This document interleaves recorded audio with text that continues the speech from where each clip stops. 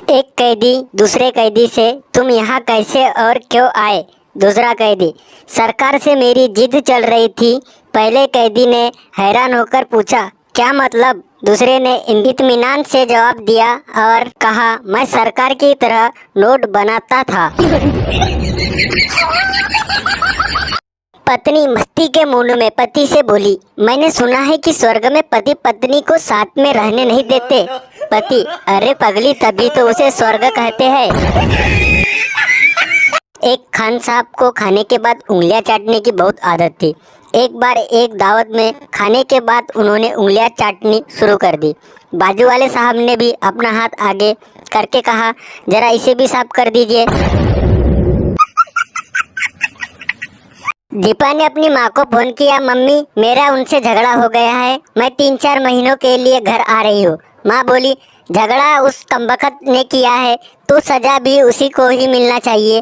तू वही रुक, मैं 5-6 महीने के लिए आ रही हूँ। घोचू पड़ोसी से, अंकल मैं एक लड़की से प्यार करता हूँ, कुछ समझ नहीं आ रहा है, क्या करूँ? अंकल, तो उसके बाप को काफी पिलाने ले जा और शादी की बात कर। घोचू, अंकल चलिए काफी पीते हैं।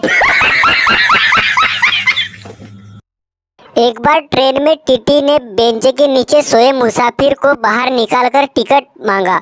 मुसाफिर गिड़गिड़ाते हुए कहने लगा, साहब माफ कीजिए, एक बार छोड़ दीजिए, मेरे बेटी की शादी है और जाना जरूरी है।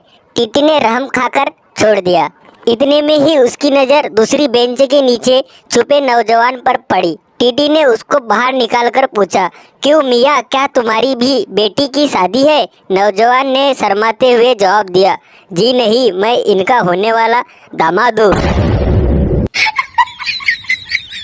मलेरिया मच्छर अपने बेटे से, तू बड़ा होकर क्या बनेगा? बेटा, आपकी तरह मलेरिया मच्छर। मलेरिया मच्छर, बेवकूफ, डेंगू का कोर्स कर ले, उसमें तेरा करियर बन जाएगा।